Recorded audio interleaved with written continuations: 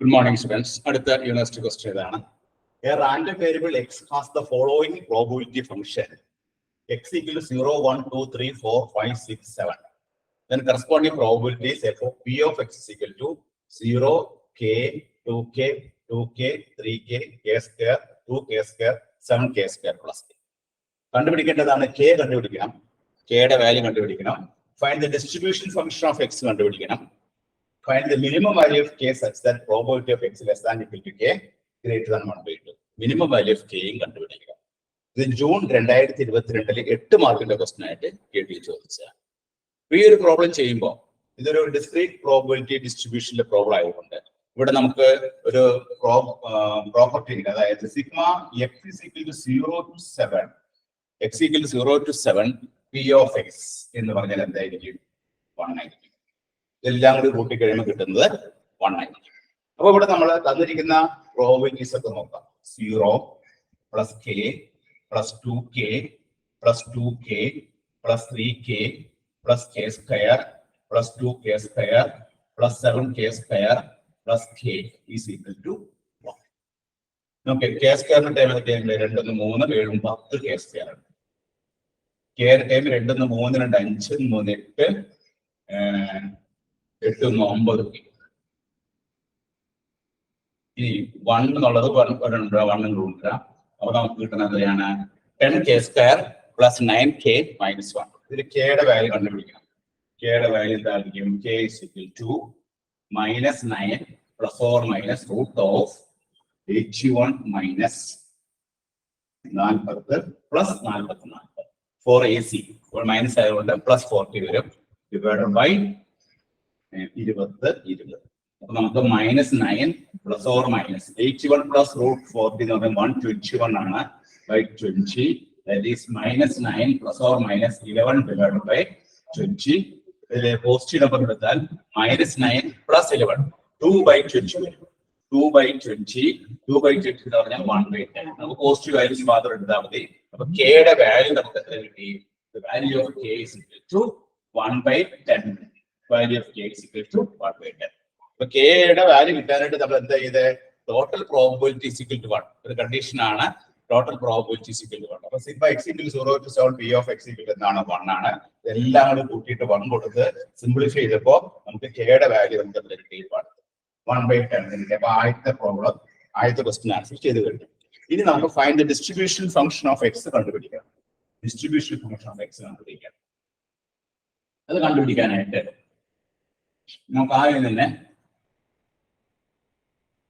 ഇവിടെ k യുടെ value കൊടുക്കാം. x is equal to 0, 1, 2, 3, 4, 5, 6, 7. Corresponding probabilities p of x. ആദ്യത്തെ വാല്യൂ എന്താണ്? 0 വരുമ്പോൾ 0 തന്നെ. k യുടെ വാല്യൂ ഇവിടെ 1 വരുമ്പോൾ 1/10. ഇനി 2 വരുമ്പോൾ 2/10.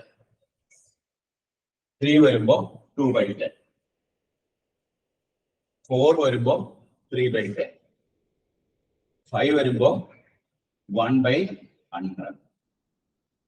1/10 സ്ക്വയർ 1/100. Then 2k square 2/100. അടുത്ത 7k square plus k. അപ്പൊ 7 into 1/100 plus k. k യുടെ വാല്യൂ എത്രയാണ്? 1/10. അപ്പൊ നമുക്ക് എത്ര വരും? നമ്മൾ 100 എടുത്താൽ 100 7 വരും. 100 10 പ്രാവശ്യം വരും. 17/17 k യുടെ വാല്യൂ നമ്മൾ കൊടുത്തു. k യുടെ വാല്യൂ കൊടുത്തു കഴിയുമ്പോൾ നമുക്ക് കിട്ടുന്നത് 0 വരുമ്പോൾ 0 വരും, 1 വരുമ്പോൾ 1/10, 2 വരുമ്പോൾ 2/10, 3 വരുമ്പോൾ 2/10, 4 വരുമ്പോൾ 3/10, 5 വരുമ്പോൾ 1/100, 6 വരുമ്പോൾ 2/100, 7 വരുമ്പോൾ 17/100. നമ്മൾ ഇതിന്റെ ക്യുമുലേറ്റീവ് ഡിസ്ട്രിബ്യൂഷൻ ഫംഗ്ഷൻ, അതായത് ഡിസ്ട്രിബ്യൂഷൻ ഫംഗ്ഷൻ എഴുതാൻ വേണ്ടിയിട്ട് നമ്മൾ ഇതിനൊക്കെ SCMO എല്ലാത്തിനും ഡിനോമിനേറ്റർ സെയിം ആക്കി വെക്കാം. അപ്പൊ നമുക്ക് ഇങ്ങനെ എഴുതാം 0, 1/10 എന്നുള്ളതിനെ 10/100 എഴുതാം. അപ്പൊ നമുക്ക് ഡിസ്ട്രിബ്യൂഷൻ ഫംഗ്ഷൻ എഴുതാൻ എളുപ്പത്തിന് വേണ്ടിയിട്ട് 1/10 10/100 എഴുതി. ഇത് 20/100. 20/100. ഇത് 20/100. ഇത് 30/100. ബാക്കിയൊക്കെ 1/100 ആണ്. 1/100, 2/100, 17/100. അപ്പൊ എല്ലാത്തിന്റെയും ഡിനോമിനേറ്റർ 100 ആകാൻ പാകത്തിന് നമ്മൾ ഇങ്ങനെ ചെയ്തു വെച്ചു. അപ്പൊ നോക്കിയേ, 20, 10, 30, 30, 20, 50, 50, 30, 80, 81, 2, 83, 17, 100, 100, 100, ടോട്ടൽ വരുന്നു 1. ഇനി നമുക്ക് ഇതിന്റെ ഡിസ്ട്രിബ്യൂഷൻ ഫംഗ്ഷൻ എഴുതാം. ഡിസ്ട്രിബ്യൂഷൻ ഫംഗ്ഷൻ എന്ന് പറയുന്നത് എന്താണ്? എഫ് ഓഫ് എക്സ് ആണ്. Distribution function F of X ആണ്. എഫ് ഓഫ് എക്സ് ആദ്യത്തെ എഴുതുമ്പോൾ 0 തന്നെ എഴുതാം. രണ്ടാമത്തെ എഴുതുമ്പോൾ ഇത് രണ്ടും കൂട്ടാം. അപ്പൊ 10/100. എളുപ്പത്തിന് വേണ്ടിയിട്ട് അങ്ങനെ ചെയ്ത് ഇനി ഈ 10/100 20/100 കൂട്ടാം. 30/100. അടുത്ത 30, 20 കൂട്ടാം. 50/100. അടുത്ത 50/100, 30, 80/100. അടുത്ത 80, 81/100. അടുത്ത 83/100. അടുത്ത 100/100. ഇതാണ് നമ്മുടെ ഡിസ്ട്രിബ്യൂഷൻ ഫംഗ്ഷൻ. ഡിസ്ട്രിബ്യൂഷൻ ഫംഗ്ഷൻ രണ്ടാമത്തെ ക്വസ്റ്റ്യൻ ആൻസർ എഴുതി. Distribution function F of X equal to 0 ആകുമ്പോൾ എഫ് ഓഫ് എക്സ് 0, 1 ആകുമ്പോൾ 10/100, 2 ആകുമ്പോൾ 30/100, 3 ആകുമ്പോൾ 50/100, 4 ആകുമ്പോൾ 80/100, 5 ആകുമ്പോൾ 81/100, 6 ആകുമ്പോൾ 83/100, 7 ആകുമ്പോൾ 100/100. ഇനി നമുക്ക് ഇതിലൊരു ചോദ്യം, find the minimum value of K such that probability of X less than equal to K greater than 1/2. Minimum value of K കണ്ടുപിടിക്കണം. മിനിമം വാല്യൂ ഓഫ് കെ കാണാനായിട്ട് അതായത് ഇവിടെ മിനിമം വാല്യൂ 0 വരുമ്പോൾ നമുക്ക് എന്താ കിട്ടുന്നത്? 0. 1 വരുമ്പോൾ 10/10. 2 വരുമ്പോൾ എഫ് ഓഫ് എക്സ് എത്രയാണ്? 30/100. 3 വരുമ്പോഴോ 50/100. 50/100 എന്ന് പറഞ്ഞാൽ എത്രയാണ്? 1/2.